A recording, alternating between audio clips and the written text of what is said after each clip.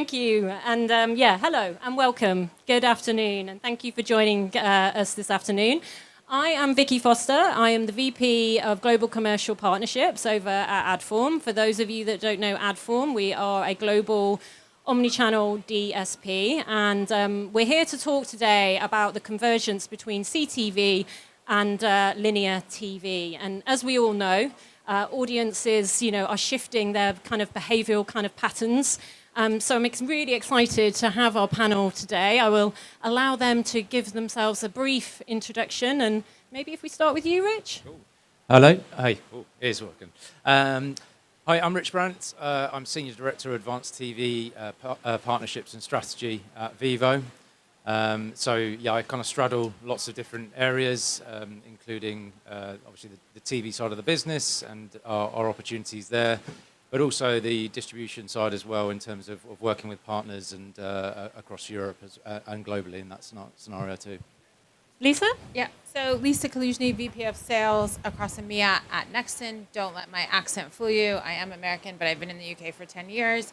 Nexon is the ultimate ad tech roll-up. So we have the old Turn business that was bought by Amobi, and then it was Tremor and Rhythm One, Radium One, Yumi, and that then was we bought Unruly, and then all of that became Nexon. There was also Videology in there. So all of that is under our tech stack. So we're a full stack, SSP, DSP, DMP, everything under the sun. Oh, thank you. And Oliver? Yes, so good afternoon. My name is Oliver. I'm Deputy CEO of RTL Ad Alliance, which is the international sales house of the RTL Group, focusing on total video. And as Chief Digital Officer, I'm overseeing all our digital activities we are driving in the company. Great, thank you. So as I touched on, we know that audiences are kind of shifting, but is that the right way of looking at things? Should we be looking at how linear is moving to CTV? Should we be looking at how they're working together more? Should we be looking at them separately? What's working? What's not? Quite a big question, but I'm gonna start with you, Oliver, and if you can give us your kind of views on that. Well, I think in our industry, especially, I think in Europe even more, semantic does matter. And of course, there's a shift in usage from linear TV consumption, or let's say the classical broadcaster signaling, towards the digital. That is a fact. But sometimes we talk about transition or transforming. I'm not so much a fan of that semantic, because it implies a little bit that we come from a state A to B, and that means A gets less relevant than B, and that the facts are saying a different language. So if you take it from the user or from the advertiser, if you want to reach a certain audience and you want to reach them with video or total video, how we call it, then of course you cannot leave the linear television out. It is still there, it's still relevant, and I think in Europe especially is relevant. But of course this is crystal clear that of course, especially in some target groups, of course CTV or in general digital video, BVOD, CTV, if you conglomerate it all together, of course can complement your target groups very much. That's fine. So I think the two things come together more and more, and I think this is an important message that it's not one or the other. Yeah, completely. Yeah, I agree. And Lisa? Yeah, I don't think it's just a European problem. I think it's a genuine piece it's not just about CTV, BVOD, linear. It's about TV consumption. I think all of us as consumers don't, sit down on the couch at night and go, ooh, should we watch CTV, AVOD, BVOD? Like, you think about it from that perspective. You just turn the TV on and you consume it. So I think linear is great for that reach, whereas CTV really gives you that power of flexibility and allows you to add in ACR data and capabilities that you wouldn't necessarily get from a linear perspective. Yeah, so it really is about that complementing each other and working together. Yeah, because at the end of the day, we're all actually users. We're not just parts of the ad tech ecosystem. We are actually consumers. So if we think about it from that perspective, it makes sense. Yeah. So I think, Vivo is the world's leading music video network. If anything gets disrupted first, it's always music. Think about kind of piracy of music, movement to Spotify, and so on like that. If you look at where we came from over 15 years ago, we were obviously predominantly on TV, and we still are on TV, but we're in a TV in a very different way. Our network is full of broadcastable content. We use lots of different platforms to reach the viewer. the viewer chooses how they get it onto that TV screen. And so I think we do what this industry does. We box things up, but actually now we're having to unpick that box a little bit and actually think about how people actually watch TV and what TV is to them. There are lots of nuances, though, which I'm sure we'll come into. Yeah. And go on, Oliver, were you going to... I would just like to add something. I mean, what the both were saying, and I very much agree, Lisa, what you were saying. It's maybe a global problem. Our digital industry is sometimes overemphasizing some aspects. And you are American, so you can correct me. When I'm regular in the US, and my perception and all my talks I'm having in this overdominance of some terminology, that linear TV has a narrative problem. And that is what it shouldn't be, because the facts are still valid. This is completely independent from that. Of course, you are a digital-only player, so that is clear that this is, of course, also of high reach. But in this conglomerate of talks, what we do constantly, we sometimes miss out that there are media channels which still work very much. Yeah. Yeah, and then so touching on that then, and how they kind of complement each other. There's obviously, and like, Rich kind of, and we've already sort of talked a little bit about kind of reach as well. How can planner buyers sort of manage that more effectively when it comes to reach and, frequency when you're looking at linear and you're looking at CTV? And what kind of insights can you share about that and the best approaches? I think one thing just to add to that, so I've got previous agencies as well as working at Sky in the UK, and so I have a very broad kind of understanding of where we are. But one thing we need to kind of break down is also what you're using it for, because there's two types of campaigns really. There's going to be the one that you're trying to reach people around high quality content for a branding side of it, and then there's the more DR where you're adding more frequency and kind of more middle to lower funnel. And yeah, I think there are now, we've got lots of different ways by which you can do that. Obviously, you've got IDs coming to market and so on like that, where you can kind of that. But IDs aren't always applicable everywhere. There are limitations.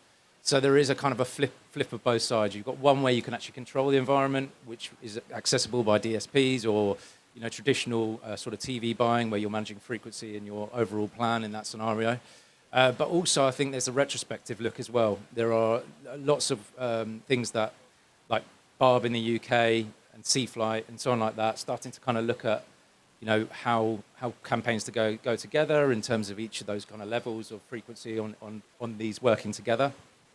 But then you've also got the likes of Médiamétrie in France as well, also starting to use more kind of digital tech to kind of pull things together as well. So I think there's both sides. One, you've got to manage while you're in flight, but also there's lots of intelligence to get out of the measurement side as well, which I'm sure we'll delve into a little bit more. Yeah, and I think also it's about, if you've got those audiences kind of, like we know, watching across both, it's also about, their needs and their requirements and, what's that experience for them from a reach and a frequency perspective. And Lisa, what do you see around that? Yeah, I think historically TV has always been used for brand awareness, right? Yeah. We sit and we watch the commercials and you recognize the brands and you can recognize the commercials aspects of it. Whereas CTV is then used for incremental purposes and allows you to have that reach and frequency. I don't think any of us have watched like commercials and thought, ooh, somebody didn't turn on the frequency cap on this one. Whereas if you are watching, streaming or anything like that, you're like, this broadcaster or this streaming service says they're sold out, but someone's not turned on a frequency cap because I've seen that same commercial 16 times in every ad break. So I think there's really like a great marriage of the two, and they're meant to complement each other and really work well together instead of saying either or. And really the ACR data is a great tool that you can layer on top of that. So extending that piece and using that from an incremental perspective. Yeah, and are you seeing more of that from an ACR perspective? I think it's like one of those terms where it's a hot topic, but a lot of people are still very much unsure what to do with it. So for everyone that doesn't know what ACR stands for, because we love acronyms that make no sense. So it's automated content recognition, and it is the Shazam for your TV. So your TV, if you've opted in, is listening to the programs that you watch and is reporting that back to You're looking at it like, oh, I had no idea. Yeah. So, and us advertisers are looking at that data and understanding what you watched and how you segment that, and then marrying that across so that. Don't worry, no one's judging you. Yeah. You learned something today. Yes, tick. Yes. Yeah. Yeah. It is a Shazam. But yeah, I think Nice. it's coming more and more. But there's still such an education piece. And I think that as an industry, it's a great way to marry both linear and CTV and TV in general. Right. And Oliver? I come a little bit from a different perspective, obviously, because we are representing 40 broadcasters in Europe, and including their BVOD and CTV offerings. So, obviously, the marriage is the sweet spot. This is where the sexy thing lies, right, at the end of the day. And if you look what broadcasters and were investing over the years, she mentioned some things. We have so many things. We have identity graphs. We have cross-device graphs. We have we can merge census data with panel data, what we do. You have ACR. So you have a lot of stuff which really is sophisticated and has developed over times. And so, of course, we can show an ad on CTV where we can prove this hasn't been seen on linear television before, or this is a user who has seen this ad on television, and we give him another contact or another contact class. So that has improved a lot. Is it perfect? Not yet. Because it's still a technology break in between. This will change when also linear TV will get ad served. Yeah. That will then be one core infrastructure for the whole thing. And that will come with a lot of stuff then on top, which then will work way more seamless. I think I stop here because otherwise it goes too deep. My advice is just, or my wish and advice is, that is so deep into the core infrastructure of broadcasters that shouldn't be US tech. I think there are European players who can facilitate this. Okay. Yeah.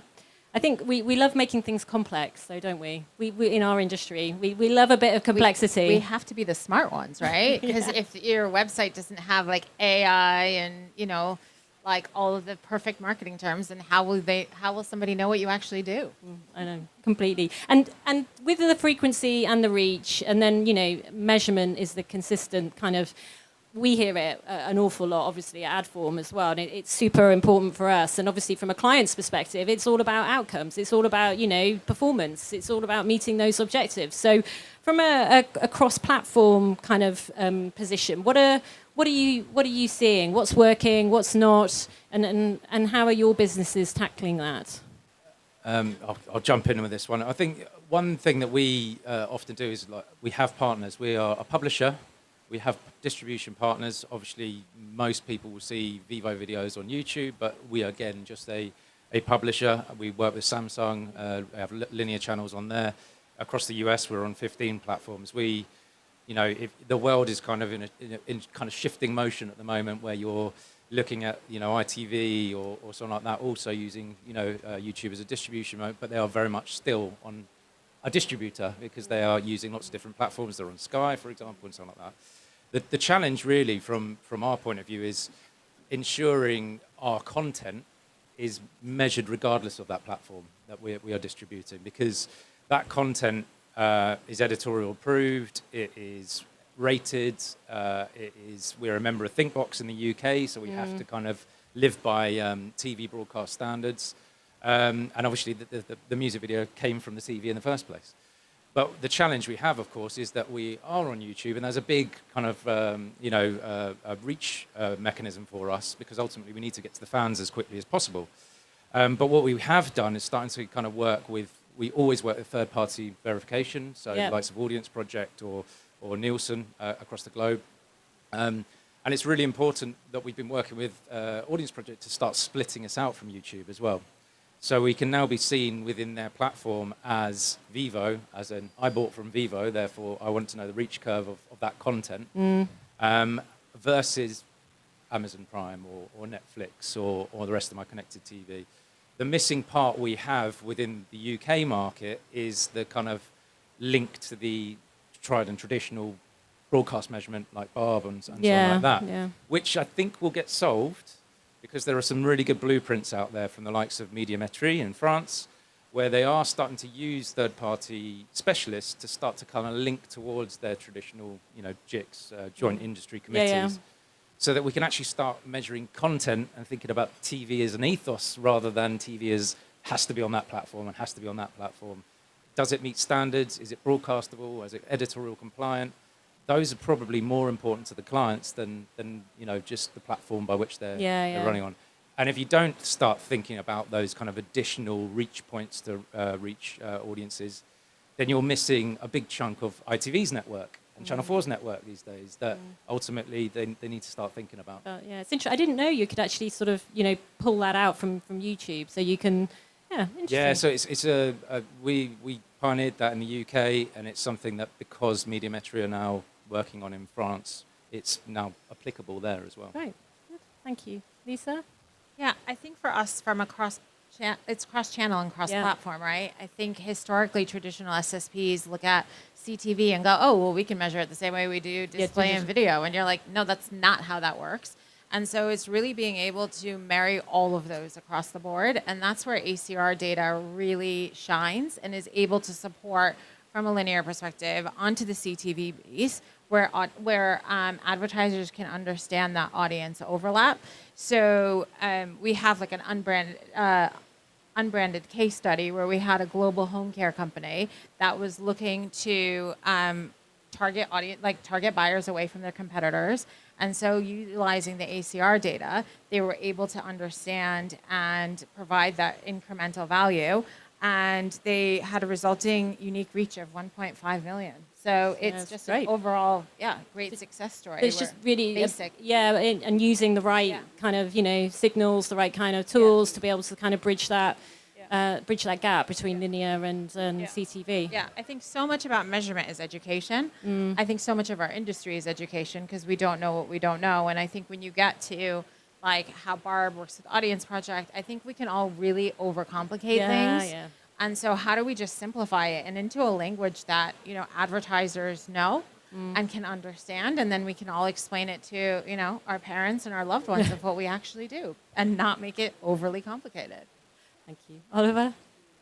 I think we need to take a step back sometimes because what I just said, I think there's a lot of instruments, technologies and tools really available in all areas, which really help to bring proper insights and measurement into the system. But I think we have an education problem, a big one.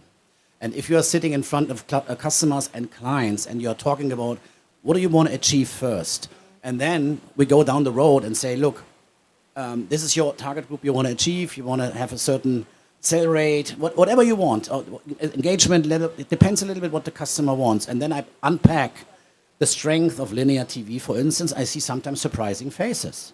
I thought it is way more down. I said, I'm sorry, no, we're in Europe. I don't know where you live, but people are doing this a lot. So it's just, I don't know if it is forgotten or it is over-dominantly covered by the digital language. And then, of course, we go further down the road. You can, on broader target groups, linear TV is still very effective. If you go 18 to 34, for instance, then not so much anymore. Yeah. And then, of course, you bring the CTV in there, and there are a lot of case studies with this, with all agencies of the world, indeed, in Europe, where they've proven that worked for us. We have really a contact class extension on certain groups if we got CTV in. But think about this one. So you were sitting there and said, you're talking about acronyms, so how you set them. And then we talk about BVOD. This is the most natural TV extension, in my view. You're watching C-Splay or ITV on ITVX or RTL Plus. You don't want to book that. It is full screen watched on mobile and on tablet, and we can prove that it's full screen because there's not a CTV label on it. I don't get it. So that is sometimes where we need to bring way more education in there. It's all good that we can call everything CTV now because it is energized and it's growing, it's the fastest growing, that's fine. But don't miss out all the other aspects there's a lot of reach which is sometimes left out for reasons which I think is a knowledge problem. And the rest, honestly, with many tools, and also the third parties are getting way better. You can argue sometimes, say, oh, you are relying on this third party. That's not the good one. You need to take the other one. So this is a constant play. I think, look, I cannot work with 10 or 15 third parties. You need to put your bets on some cards there. And you choose what you think is the best. But if you pull an advertiser or an agency into a different conversation and educate them on the full total video funnel, then it's differently perceived. And that is what I'm missing out sometimes. The technology speech is too much, in my view, in many cases. Yeah, and I think something we're seeing as well at Adform on the client side. It is about education. I think even now CTV's been around for a long time, but there's still that educational kind of piece that needs to happen, and clients need that. They want that help. They want to understand how to kind of navigate these types of things, and it is a big, I think, focus that we need to try and drive with clients to get that education across. And I think that, yes, it's really important, especially in the day and age we live now, where we've mentioned AI already, so I'll do it again. Yeah, I was hoping we were going to get away with not mentioning AI, but sorry. no. Sorry. But generative AI, and the fact is that there is going to be an abundance of video. There is already an abundance of video out there. And the reality is that means that, yes, it could look really good, but where's it come from? What's it telling? What misinformation's in there? No idea how you'd be able to tell that. So the only way you can start guaranteeing that in the future is to think about the tried and tested, the editorial compliant, and so on like that. Max their networks out, not just their platforms, because their networks are probably, as big as they've ever been.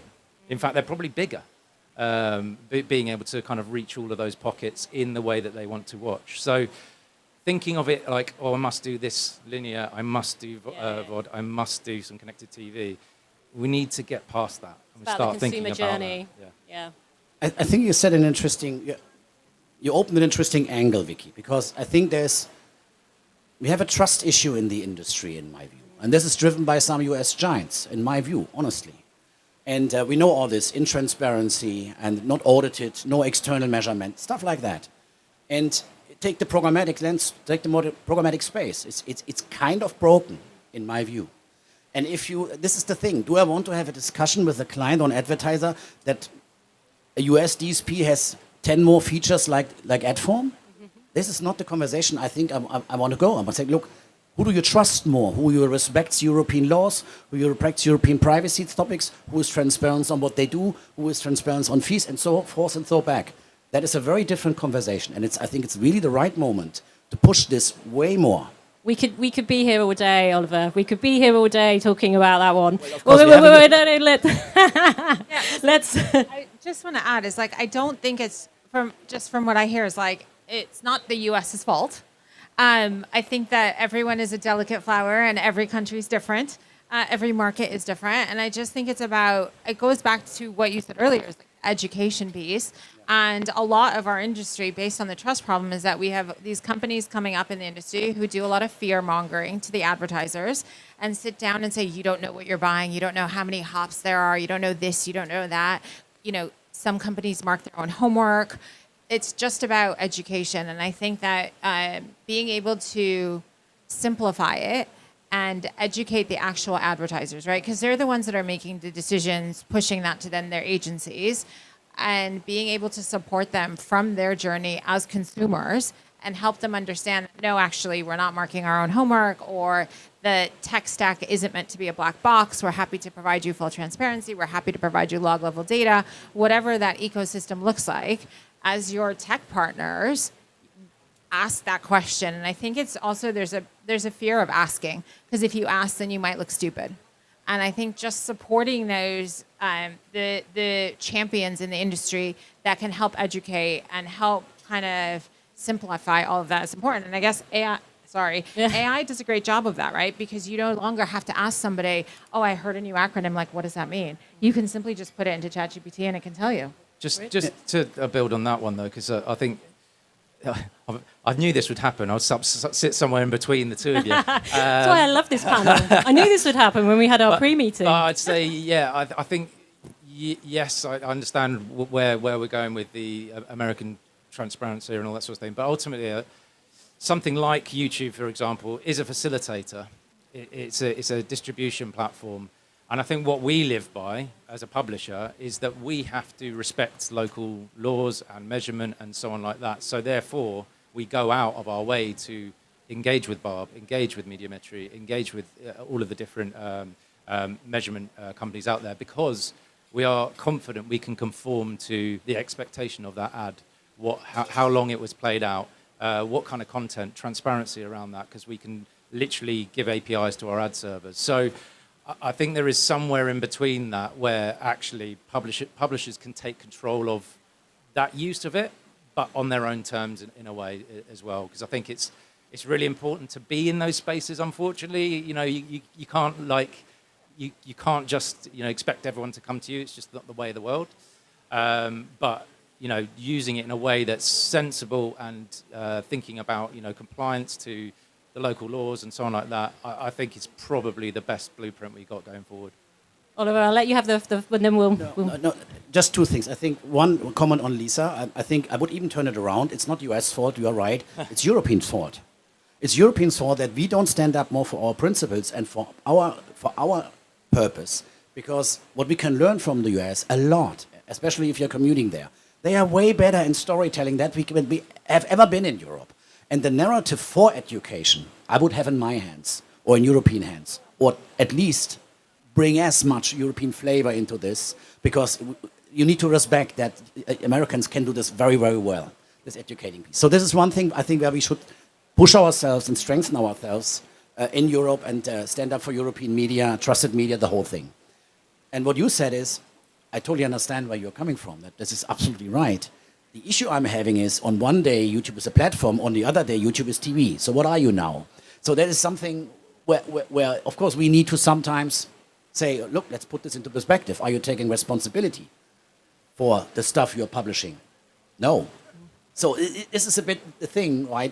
What are you really, or you want to be? And it is a narrative where you need to watch out very, very carefully, because what they certainly have is an amazing simplicity. Yeah. It's true. Yeah, and that is important, making it simple. But, bringing it back to, obviously we've had the conversation about measurement, we've talked about reach, we've talked about frequency, we've discussed the fact that, we feel that it can't be one or the other. But what we are seeing now as well is that there's, the interactiveness, the types of formats, we're hearing a lot of pause ads. I was watching a big boxing game recently on a streamer, and I was served a QR code to order my pizza in the ad break. So, I mean, what are you seeing across your platforms, and what are your thoughts around sort of the creativity? Because there's a lot going on now, a lot more than ever. I think personally, home screen is what I'm most excited about, because it's the most tangible ad unit I've seen. We recently, for the World Cup, Uber worked with us on a home screen takeover.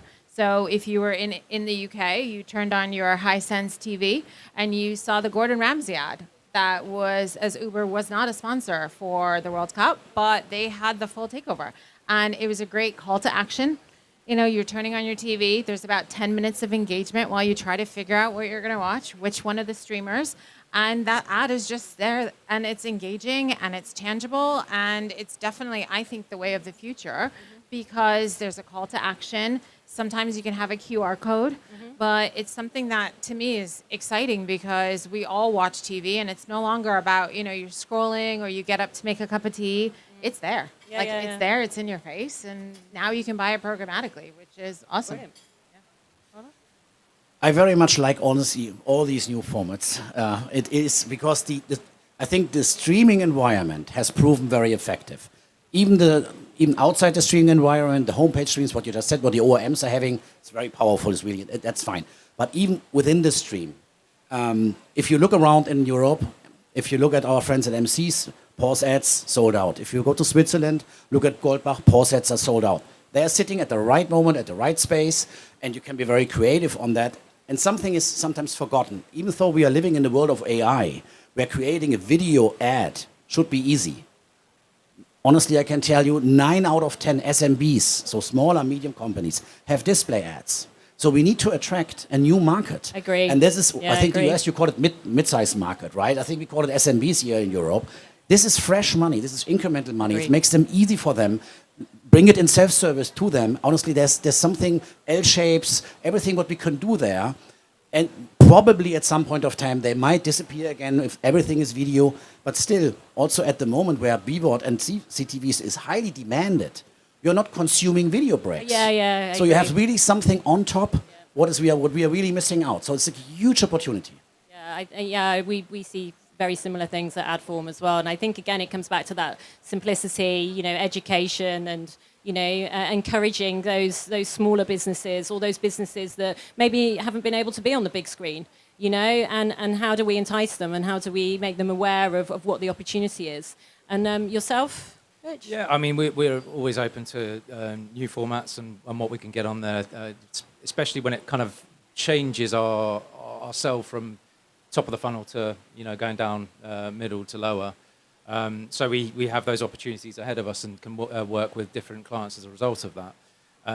The one thing to be obviously slightly careful again with those kind of formats is that we have to know what campaign we're going after as well, and because then there's the two mechanisms of branding and they can work together. They should work seamlessly. But going back to the kind of linear versus VOD and so on like that, there's going to be about 15 million people watching one TV tonight, watching England play, yeah, for the example. England game. So you can't deny the power of that linear moment and that mass reach sort of scenario there. And to be honest, you can put QR codes on that, but it's more about the branding in that scenario. Yeah. So I think what I'm hearing, because I was going to ask, are we seeing sort of the value or the hype? And I think it's definitely value in these new formats and how it's coming through, and it's a big opportunity. Yeah, definitely. So sort of wrapping up now, and sort of we've covered off a lot of important factors, but what would and we have time, so feel free to kind of elaborate. But what would you say is sort of the single sort of most important factor is for a client, for an agency, when they're looking at sort of planning and working across linear and CTV? Okay, I'll go. I think, I mean, the theme of what I've been really talking about is let's just start talking about TV again, rather than the boxing up of everything. The power is in the consumer's hands. They have so much opportunity. But I think the one thing to be really careful, again, is thinking about the ethos of TV, what TV should be for a brand in terms of the quality and of the content there as well. There is, you can watch anything on a TV screen now. So is that TV? You'd argue probably not in lots of cases, because it could be anything from kind of UGC to the highest quality movie.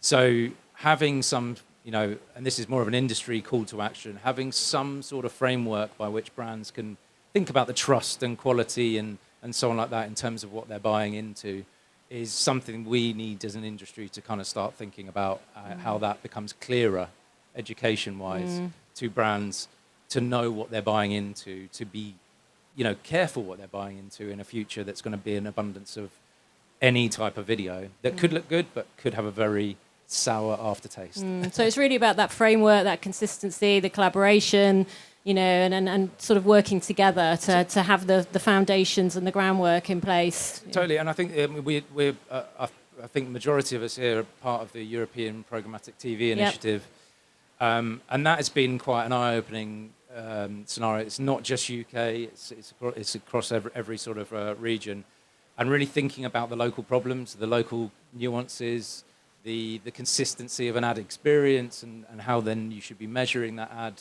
from across that whole campaign, not just on that platform and that platform and that platform. So these things are, they're more kind of operational and systemic, that we need to kind of change that thought process as opposed to just it's on a TV, so it's TV. Yeah. Would you say it's going fast enough?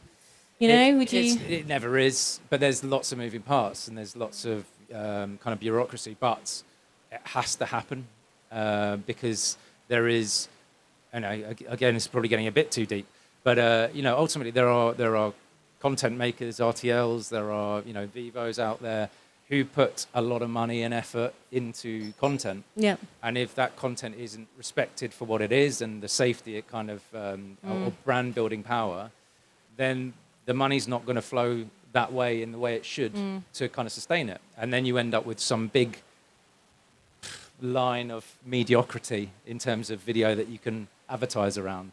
And that is not a world that you could build a brand in. No, we don't want that. Lisa? I just think it's like thinking about it from a consumer journey perspective.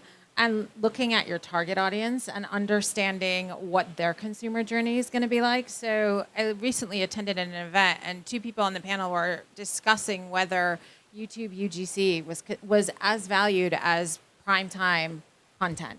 And somebody from a younger generation was like, yeah, that's the same thing to me. But as advertisers, you would never value it at the same price. But it depends on your audience. And I think a lot of the time we forget that we are actually all consumers. But I also think there's an important piece of like standardization, because we can make things overly complicated and we then move extremely, extremely slowly. We all value the products that publishers, put together, the content, the editorial content that a newspaper may provide, the music videos that you guys have, the TV shows that we get. So all of that is really important. But if we look at it from the consumer perspective, do we then actually price it all at the same? Because if you're trying to target, an 18 to 25 audience, then they might not get the same, they're going to look at things differently, and they consume content differently and maybe aren't turning on. Yeah. I think me and Oliver are about to say the same thing.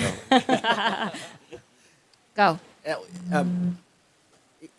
It's not an easy question, actually, because you could argue who pays has the saying, right? It's the goals of the advertiser is in the center of everything, in my view. But then comes the other side of the coin. As you said, not every impression, not every media is the same. And it is also our job, right, to advocate for trusted media. That's what I really believe in, right? Because while we are really trying to defend in the work of fake news and whatever, really professional made content, at the same time, Meta and Google are again growing 10% year over year. So it's really 5 to 12. So it must be also our job a little bit to advocate for European media and explain them, of course, analytical. I cannot just say, hey, I'm trusted, give me your money. That's not working. But trust is an important piece. And there are very, very robust studies that trust turns into profit. This is a really correlation there. And this is something what we also need to play out.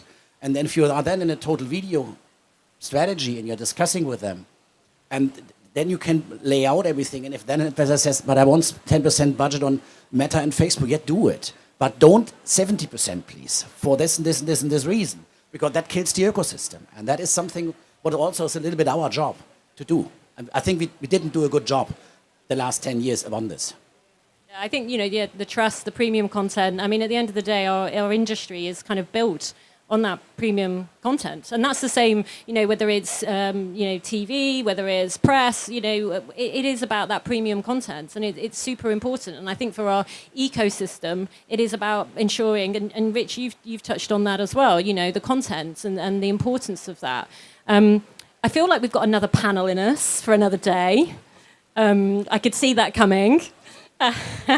But any final words? Anything you would like? We have a couple of minutes left. Anything you want to? I mean, we talked about measurement and measurement. When we had our pre-panel, we were like, measurement. It's huge. It's massive. We could be talking about that all day. But it is an extremely important topic for all of us in our industry. But anything you would like to comment on, finish on, then please feel free.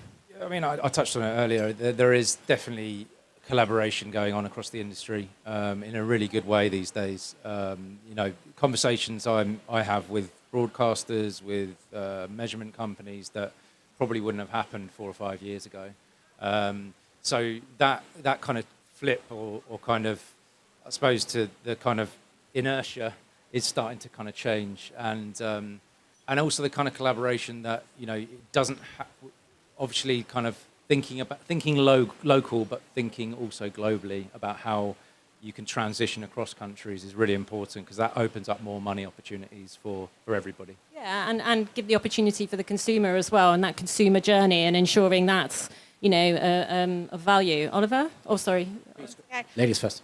Thank you. I think to echo on your collaboration piece, I think it's so important to go from being a vendor and a client to actually looking at it from a partnership perspective. Because if you're looking at it from a partnership perspective, then you can build together and grow together. So if you're able and kind of willing to move past that. Oh, you're the vendor, you're the client. I get to do what I want and say what I want, and you do as I say. But really looking at it from a strategic perspective and being able to build together. To me, it's like that's how we're gonna like all of us be successful.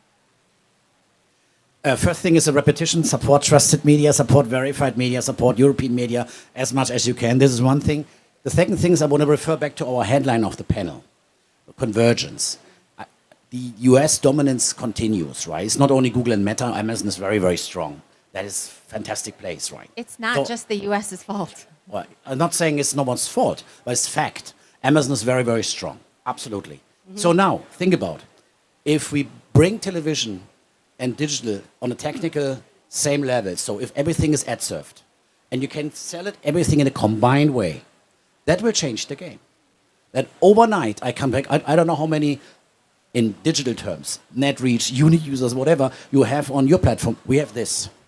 Whereas at the moment, you also need to bridge this with all the tools, we discussed this. That is a strong momentum if we bring this to life. Yeah, and I think, I think from my perspective and on the ad form side, I think, collaboration, the vendor, the partner, the client, it is super important, and how we kind of bring all of that together. So thank you. Thank you for today. Thank you for sharing your perspective. And like I say, I think we should come back next year. We've definitely got another topic in there. So thank you very much for joining us today.